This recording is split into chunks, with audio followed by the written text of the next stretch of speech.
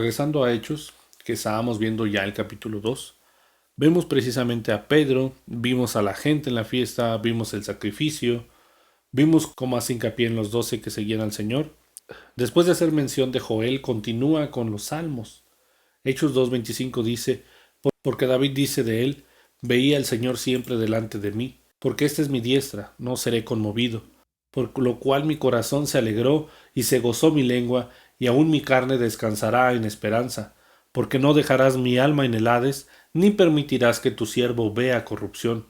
Me hiciste conocer los caminos de la vida, me llevarás de gozo con tu presencia. Varones hermanos, se puede decir libremente del patriarca David que murió y fue sepultado, y su sepulcro está con nosotros hasta el día de hoy. Ese es el único sepulcro que está dentro de la ciudad, porque él es el único rey que logró morir siendo rey. Todos los demás murieron, pero no tuvieron al Reino Unido, y él murió de vejez.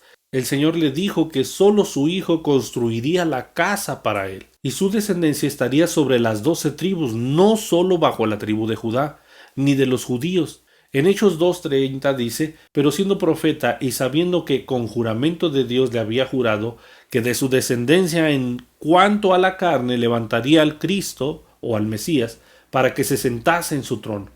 Es muy importante que sea conforme a la carne. Nadie que no sea humano y que no esté a nuestro par puede juzgarnos si no ha sido tentado en todo. Por eso es muy importante, como dice el apóstol Juan, que el que niega que vino en carne no es de Dios. Eso es lo más peligroso. El hecho que se ignore esto es hasta cierto punto peligroso, ya que también de esta manera podemos identificar el espíritu del anticristo en la propia gente. Según vayamos avanzando, entraremos más a este contexto tan importante, en el cual a veces hasta nosotros mismos, si no lo comprendemos a profundidad, podríamos estar descartando al Mesías. Y no solo eso, sino hasta yendo en contra de la regla de Deuteronomio 13 de la cual ya hablamos. Lo que hace la traducción del hebreo al griego es que cambia ungido a Cristo. Si bien no hay tanto problema, es necesario comprender que el Cristo es el Mesías prometido, el que vendrá a liberar a su pueblo para estar siempre con él y con Dios. Este mismo Mesías debe de ser el que reine en el trono de David. Y si esto es así, con mayor razón el sacerdocio. Te invito a que estudies acerca de los pactos de sal. Una vez que lo hagas, comprenderás la importancia que tiene para Dios los levitas tanto como el Mesías. O de lo contrario, si quieres que en algún momento hablemos de este tema, mándame un mensaje y con gusto podemos platicar precisamente de él. Regresando a Hechos, nosotros leemos, viendo antes, habló de la resurrección de Cristo, que su alma no fue dejada en el Hades, ni su carne vio corrupción. A este Jesús resucitó Dios, de lo cual todos nosotros somos testigos. ¿Por qué es importante que remarque que todos son testigos? Primero porque los que dirigen el templo, ellos dicen que no pueden resucitar los muertos, que una vez muerto no puedes resucitar. Además recuerda que esta carta está siendo escrita a un saduceo, así que tiene que tomar mucha importancia que esté diciendo, por lo menos los 120 son testigos que él ha sido resucitado y no solo eso, sino que lo vieron ir al cielo. Siguiendo leyendo en Hechos dice, así que exaltado por la diestra de Dios y habiendo recibido al Padre, la promesa del Espíritu Santo ha derramado esto que vosotros veis hoy. Porque David no subió a los cielos, porque él mismo dice, dijo el Señor a mi Señor, siéntate a mi diestra hasta que ponga a tus enemigos por estrado de tus pies. Sepa pues, ciertísimamente toda la casa de Israel, que a este Jesús a quien vosotros crucificasteis, Dios le ha hecho Señor y Cristo o Mesías. ¿Por qué toda la casa de Israel y no solo los judíos? Pues porque están reunidos no solo la gente de Judá, sino los de las otras tribus. Recuerda que esta es una fiesta de peregrinaje y no pertenece a una tribu, sino a las 12, ya que no es para celebrarlos a ellos o a las personas como lo hacemos en nuestra cultura, sino que estas son para celebrar al Creador y para reconocer que Él solo es el que tiene el control de todo. Lo más bello de esto es que al final dice que Dios mismo lo ha hecho Señor y Mesías. Por cultura sabemos que Jesús es el Mesías, pero no sabemos la importancia y el alcance que tiene y el hecho de decir que es el Mesías. Una vez escuché a un pastor que se llama Paul Washer decir que no acabaríamos nunca de estudiar al Mesías. Y es cierto. Realmente hay mucho en las Escrituras y jamás acabaríamos de entender y conocerlo. Es hermosa la Escritura, jamás llenamos y conforme más estudiamos, más vemos la profundidad de la palabra misma. Regresando en Hechos dice, al oír esto se compungieron de corazón y dijeron a Pedro y a los otros apóstoles, varones hermanos, ¿qué haremos? Mira, cualquiera que pertenece al pueblo de Dios debe conocer qué y por qué de las Escrituras. Así es que como ya lo vimos antes, el hecho de que estén escuchando y relacionando lo dicho por el profeta debió hacer mella en ellos, y no solo eso, sino hasta el hecho de que sepan de la resurrección y la esencia del Señor Jesús. Por algo es que ellos se sienten compungidos. No debió de ser nada fácil el reconocerse culpables. Una vez que has hecho mal, buscas cómo solucionar el inconveniente, y ellos lo primero que dicen es, ¿qué haremos? ¿Y qué les responde el apóstol? Dice, Pedro les dijo, arrepentíos y bautícese cada uno de vosotros en el nombre de Jesús para perdón de los pecados, y recibiréis el don del Espíritu Santo. Porque para vosotros es la promesa, para vuestros hijos, para todos los que están lejos, y para cuantos el Señor nuestro Dios llame. Ahí estamos demostrando que no solo para el mismo pueblo, sino también para nosotros que estamos lejos. Ahora, ¿cuál promesa? La del Espíritu Santo de Dios. ¿Pero para qué sirve? Como ya dijimos antes, todos debemos tomar en cuenta la ley de Dios, pero no puede ser solo porque dicen que se tiene que hacer. Tiene que ser por amor. En ella no hay salvación, hay santificación, que es distinto. Recordemos que sin santidad nadie puede ver al Señor. Pero ¿cómo podemos hacer las cosas por amor? Pues cuando tenemos dentro de nosotros al Espíritu Santo. Dice en Ezequiel, y pondré dentro de vosotros mi espíritu, y haré que andéis en mis estatutos, y guardéis mis preceptos, y los pongáis por obra. ¿Cómo podríamos hacer las cosas solo porque sí, sin tener ni siquiera amor al propio Señor? Por eso es que lo necesitamos a Él. Solos no podemos. Regresando a Hechos dice, y con muchas otras palabras testificaba y les exhortaba diciendo, sed salvos de esta generación perversa. Así que los que recibieron su palabra fueron bautizados y se añadieron aquel día como 3,000 personas. Mira, este número es muy significativo. Todos están recibiendo a su espíritu para hacer lo que Dios dice. Y cuando Dios dio su ley por primera vez, lo ignoraron. Murió la misma cantidad en ese momento. Mientras el Señor estaba hablando, alguien se acercó y dijo, ya no lo queremos oír. Dice en Éxodo 32, dice, los hijos de Leví lo hicieron conforme a al dicho de Moisés, y cayeron del pueblo en aquel día como 3,000 hombres.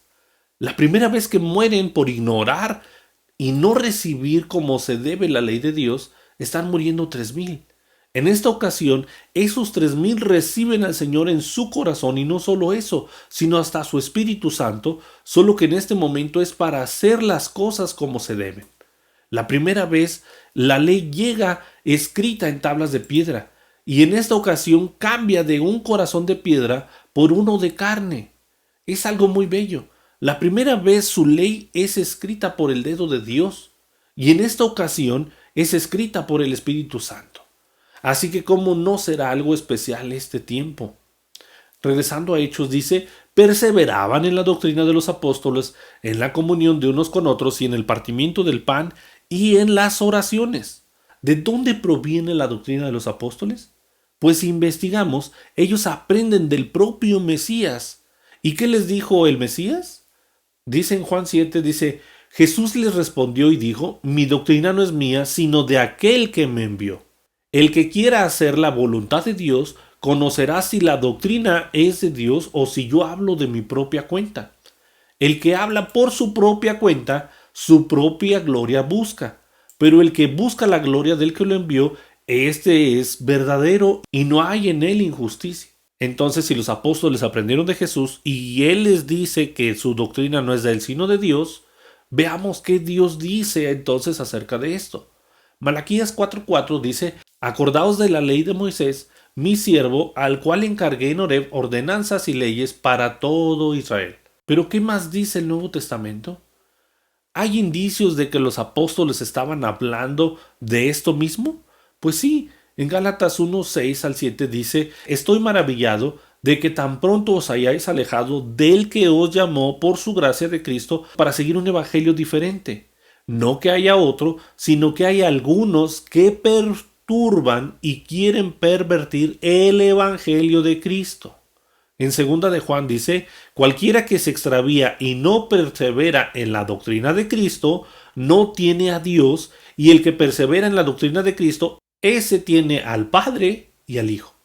Entonces esta es la verdadera doctrina. Por eso es importante, como ya dijimos antes, que sigamos lo dicho por Dios, no a fuerza, porque así no vale, sino por verdadero amor al Padre y a su Hijo. No debes pensar que el aceptar a su Hijo está peleado con seguir lo dicho por Dios. Recordemos que no está peleada una cosa con la otra, sino al contrario, necesitamos conocer el verdadero contexto de qué es lo que Jesús y sus apóstoles estaban tratando de corregir. En Hechos 21 dice, cuando ellos le oyeron, glorificaron a Dios y le dijeron, ¿ya ves, hermanos? ¿Cuántos millares de judíos hay que han creído y todos estos son celosos por la ley? Por eso es peligroso pensar que la ley de Dios nos es opresión, porque eso iría entonces en contra de la misma palabra. Capítulos más adelante veremos en cuántas leyes se basan los judíos, ya que no solo toman en cuenta la dada por Dios, sino la de sus sabios también. Por eso vamos poco a poco viendo el contexto de lo ocurrido en esta carta. Seguimos y dice, y sobrevino temor a toda persona, y muchas maravillas y señales eran hechas por los apóstoles. Todos los que habían creído estaban juntos y tenían en común todas las cosas, y vendían sus propiedades y sus bienes, y los repartían a todos según la necesidad de cada uno, y perseveraban unánimes cada día en el templo, y en el partimiento del pan en las casas, y comían juntos con alegría y sencillez de corazón, alabando a Dios y teniendo favor con todo el pueblo, y el Señor añadía cada día a la iglesia los que habían de ser salvos. Ahora, ¿qué está ocurriendo? Para alguien que ha crecido sabiendo de Jesús sin profundizar en la Escritura, dirá que esto es como debe de ser la iglesia. Pero en realidad están creando la era mesiánica. Te invito a que estudies este tema, o bien mándame un mensaje, te repito, por si quieres que hablemos más en profundidad de este tema. Pero a grandes rasgos, ¿qué tiene que ocurrir en la era mesiánica? Bueno, esta tiene que constar de varias cosas. Por ejemplo, debe de haber un Mesías, por supuesto vivo. Debe de haber un templo. Entonces, por eso si tú revisas la historia, para muchos fue una verdadera catástrofe que se destruyera el templo. Tienen que reunir a todos los hijos de Israel, a las 12 tribus, no solo a 3. Por eso es que Pedro dice que escuche todo Israel. Todos debemos servir, otra cosa más, al Señor. Algo importante que vemos es que había muchas maravillas. ¿Alguna vez te has preguntado cómo es que están agrupados los milagros? Esto es solo una parte de por qué todos tienen las cosas en común. Pero como ya dijimos antes, si revisamos las escrituras a profundidad, veremos más acerca de esta era mesiánica. Un problema grande es que solo leemos y no vemos el trasfondo de por qué es que pensaban de cierta manera o no las cosas los primeros cristianos.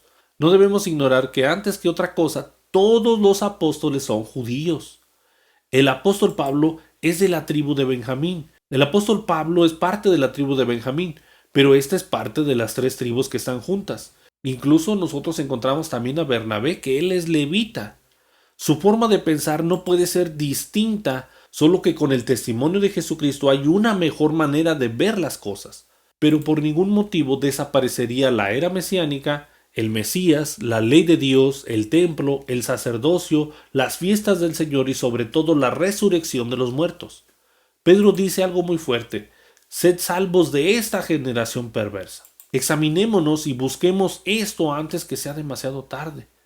Por el momento terminamos el capítulo 2, seguiremos con el capítulo 3, espero que podamos ir más adelante, pero si ves hay mucho por conocer, yendo despacio, paso a paso. Por favor, verifica y valida esta información. Además recuerda, no solo seas un oidor. Dios te bendiga.